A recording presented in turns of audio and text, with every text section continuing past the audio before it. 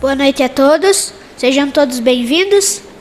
Eu vou passar uma mensagem aqui para vocês. Tesouro de luz.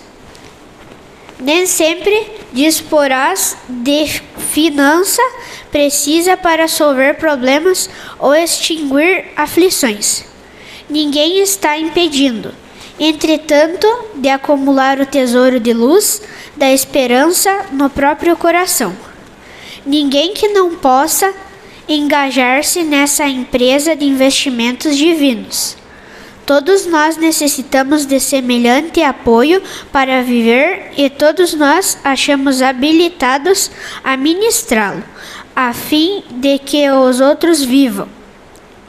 Julgamos frequentemente que a esperança seria providência apenas em auxílio dos últimos na retaguarda humana. No entanto, não é assim.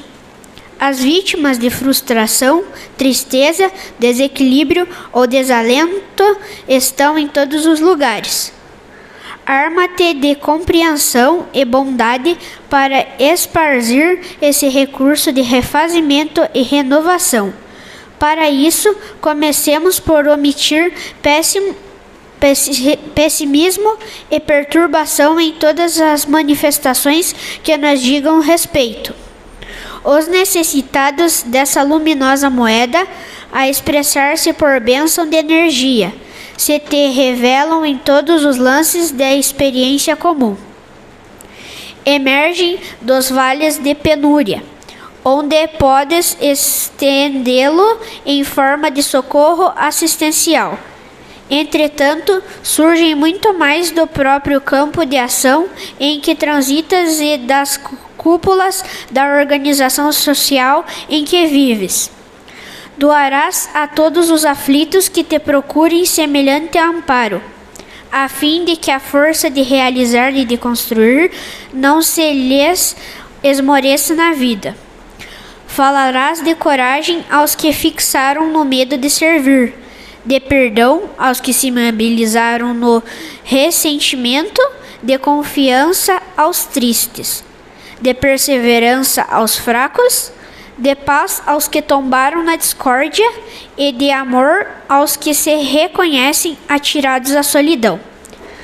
Nem sempre lograrás ajudar com possibilidades monetárias, repitamos, mas raciocinando com a bênção da caridade, podes ainda hoje entrar nas funções de poderosa usina distribuidora de otimismo e de fé.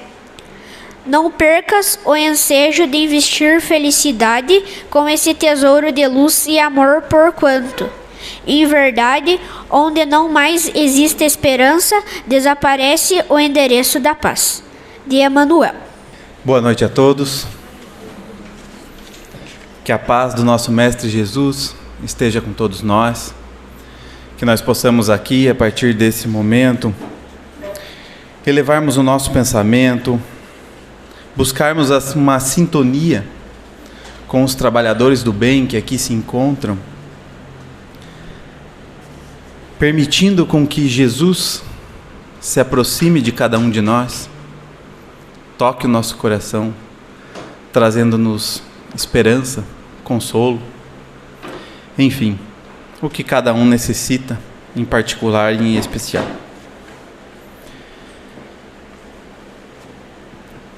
O tema proposto para a noite de hoje, nós vamos falar um pouquinho sobre o tema esperança e um pouquinho sobre o tema consolo. Eles se completam. A esperança bem compreendida, ela necessita que exista a compreensão do que é consolo. Para fazer com que a esperança não seja simplesmente uma palavra vazia ou um dogma de que não compreendemos, porque a sociedade em geral vive momentos escuros, momentos difíceis, e a gente não pode acreditar que esse é um momento especial onde as coisas estejam mais difíceis. É que a gente habita um mundo de provas e expiações. Nós não habitamos mundos regenerados, mundos ditosos. Nós habitamos um mundo, que é o nosso planeta, um mundo de provas e expiações. Então, quando nós estamos expiando algo que fizemos de ruim, ou passando por provas, é necessário compreender que nem todos os dias serão felizes. Então, compreender a palavra esperança é conseguir entender, vislumbrar ou enxergar o porvir. E para isso é necessário consolo. Consolo para os dias difíceis. Entender como que Deus participa de tudo isso, como que Jesus age nas nossas vidas, fazendo com que brote esse sentimento dentro de nós, que nos dê vontade de continuar caminhando, mesmo que a situação se apresente de maneira desanimadora. Mesmo que a gente não enxergue a luz que existe adiante, saber que ela está lá, ter certeza absoluta, não só saber, sentir no íntimo que a luz se encontra logo adiante, faz com que a gente não desista. Faz com que a gente torne-se cristãos resignados. A resignação, ela não faz só parte do conhecimento, daquilo que nós entendemos. A resignação é suportar, mas sentindo. Sentindo que não estamos sozinhos. Sentindo que Deus nos ampara. E é sobre isso que nós vamos falar essa noite. Então, quando a gente fala de esperança, se a gente considera uma palavra vazia como, você precisa ter esperança. Como falar de esperança para uma pessoa que tem um câncer terminal? Como falar de esperança para quem perdeu um ente querido? Como falar de esperança para um filho que não consegue se livrar das drogas? Como falar de esperança para doenças incuráveis? Então, essa é a importância de compreendermos, porque o cristianismo nos acenou com a esperança, mas o espiritismo nos acenou com a certeza. Então, por que fala-se, quando fala-se de espiritismo, diz o espiritismo é o consolador prometido. Porque a gente vai compreender, a gente vai contribuir para que essa esperança não seja só uma palavra. O espiritismo nos traz a informação sobre a imortalidade da alma, a imortalidade do espírito. O espiritismo nos traz a lei do progresso, nos ensinando que ninguém morre. Nós saímos da matéria e vamos para o mundo espiritual. E lá nos encontramos mais vivos do que nunca, porque lá é a nossa verdadeira casa. Estamos aqui de passagem. As doenças que enfrentamos aqui, quando a gente compreende a lei do progresso e compreende que somos espíritos imortais e que essa doença é uma passagem, é uma pequena parcela de tudo aquilo que nos representa, ela torna-se menor. Porque ela não representa a totalidade da nossa vida e muito menos o fim dela. E ainda mais, ela representa um aprimoramento do espírito. Porque tudo aquilo que a gente passa de difícil, de doloroso, nos torna seres melhores. É claro que na hora da dificuldade, parece um absurdo alguém escutar isso. Então, eu peço que vocês se recordem de algum problema já superado. Uma separação, perder alguém próximo, uma doença que você enfrentou e conseguiu, passar pela doença. O que isso fez com você? te fez uma pessoa mais forte, te fez uma pessoa melhor. Então, esses são os propósitos. E quando a gente compreende que tudo isso é uma parcela, e ainda pequena, das nossas vidas, porque se somos espíritos imortais, vamos imaginar que o espírito do Tiago, né? Não faço nem ideia, mas vamos imaginar que meu espírito tem 3.000 anos, vamos supor assim, não sei, ou que tenha 1.000, não sei. Eu já passei por algumas dificuldades nesses 40 anos dessa vida que eu tenho agora. O que representa diante dos meus 3.000 anos? Né? Então assim, nossa, estamos passando por um problema de saúde na família. Pois é, nessa vida, nessa forma, por um pequeno período. Isso torna insignificante? Claro que não. Isso torna menos doloroso? Não. Mas isso me dá consolo. E o consolo me traz a esperança, que é a vontade de continuar até onde Deus permitir.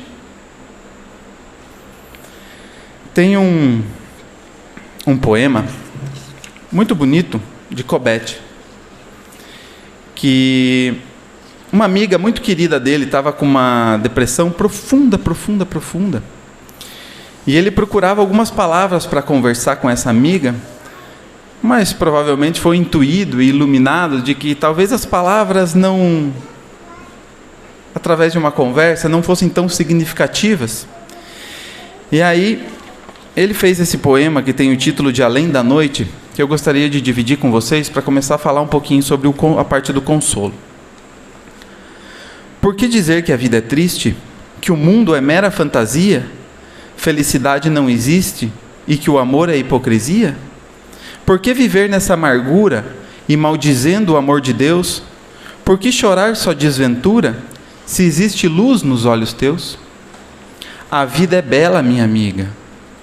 Por que viver na solidão, se brilha o sol em seu caminho? Faça feliz seu coração, semeando amor onde há espinho. Até a dor sabe sorrir, e a ave presa vive a cantar. Por que você não vê florir estrelas 1000 junto ao luar? A vida é bela, minha amiga.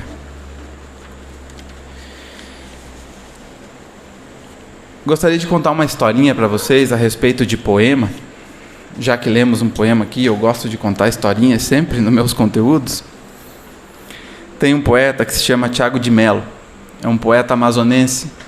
E ele veio a desencarnar em janeiro de 2022. Está fazendo um ano agora. Dia 14 de janeiro de 2022 ele desencarnou. E ele tem dentro dos seus poemas uma frase muito conhecida, que é de um poema seu, que diz assim: faz escuro, mas eu canto, porque amanhã vai chegar.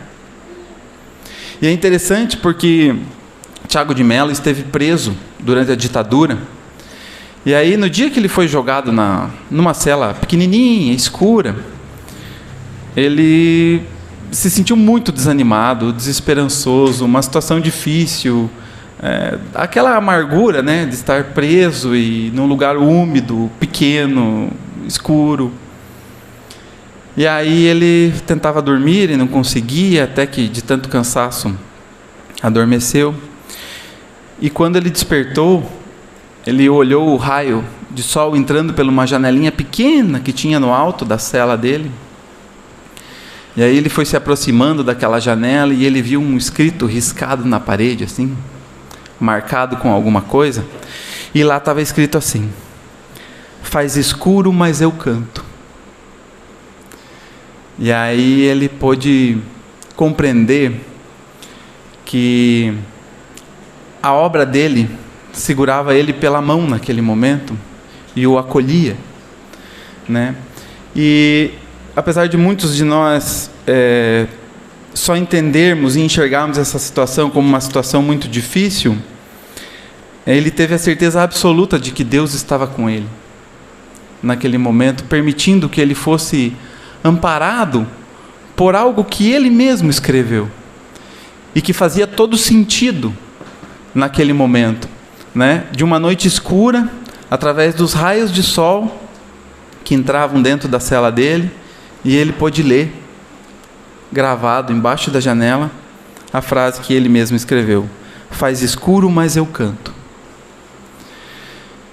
Eu trouxe essa historinha para vocês para lembrá-los de que Deus é onisciente. Ele sabe tudo. Deus é onipotente. Ele pode tudo. Deus sabe tudo, pode tudo e está em toda parte. Então, todo esse fluido cósmico que existe aí fora, todo esse universo que se mantém alinhado, né? Todos esses átomos que a ciência já nos mostrou de como eles se equilibram, tudo isso faz parte de Deus. E nós estamos inseridos nesse universo. Nós estamos inseridos nesse fluido. Isso quer dizer que nós estamos inseridos em Deus.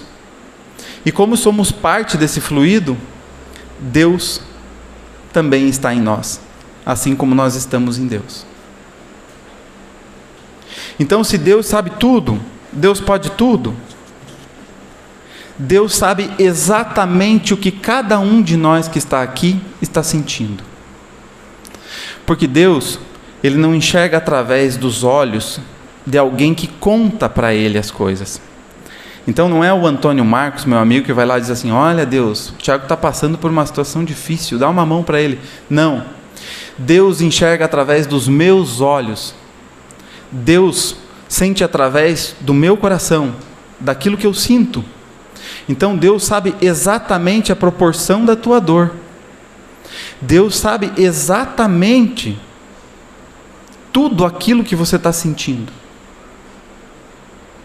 Existe uma história bem interessante, bem interessante. Vocês conhecem o palestrante Haroldo Dutra? Ele é um juiz de direito, mineiro, palestrante, bem atuante na doutrina espírita, famoso. E ele conta uma história dele mesmo. Que ele estava sentado numa praça, numa fase da vida dele muito difícil. E ele estava chorando naquela praça, chorando, a situação estava realmente complicada.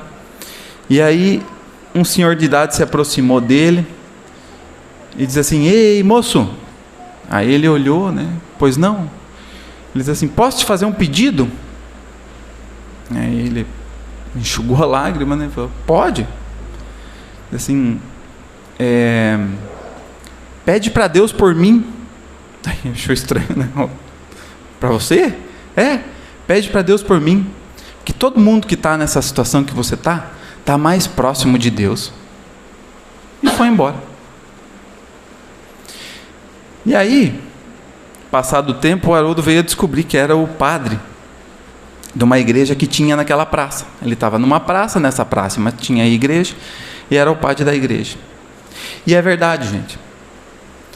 Quando estamos passando uma situação muito difícil, Deus está mais próximo de nós, exatamente porque Ele reconhece tudo o que sentimos, tudo o que estamos vivendo, porque Ele habita dentro de cada um de nós.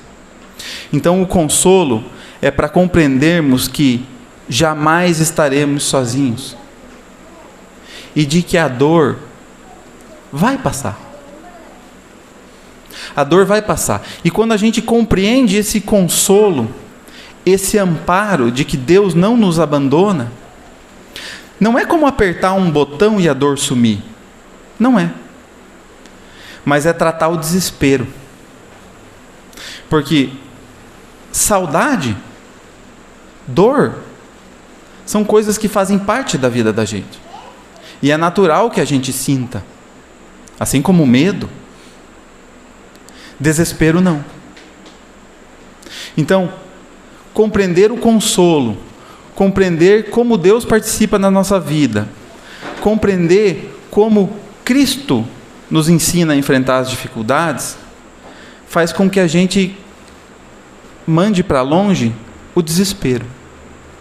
A dor é um longo tratamento, que aos poucos ela vai cedendo, coisas boas vão acontecendo na vida da gente, como diz o poema: a vida é bela.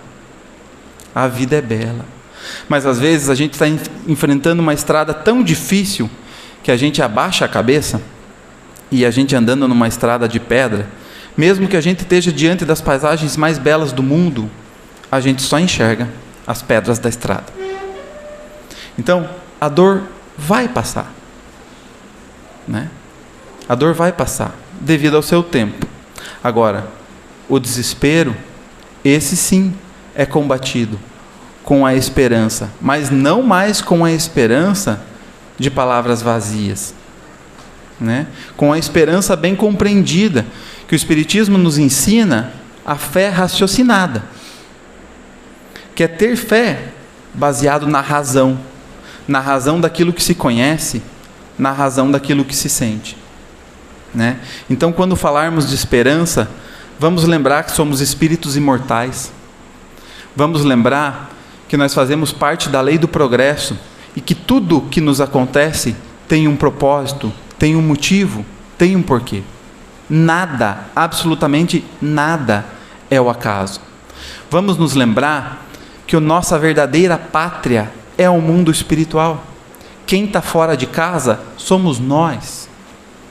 A terra, já nos dizem os espíritos, é uma cópia muito apagada do mundo espiritual. Então, a partir do momento que a gente não só acredite, mas que a gente sinta tudo isso, que a gente sinta que faça parte do nosso consciente, não só do nosso conhecimento, a palavra esperança será ressignificada nas nossas vidas. Eu desejo sinceramente que esse conteúdo e essas palavras possam trazer uma reflexão a respeito da esperança, e que essa esperança amparada pela razão, essa esperança amparada pelo consolo e pela fé, possa ressignificar essa palavra para cada um de nós, e que esse sentimento tão belo possa vibrar no íntimo de cada um de vocês, dando-lhes força, coragem e determinação de seguir adiante. Obrigado pela atenção de vocês e até uma próxima oportunidade.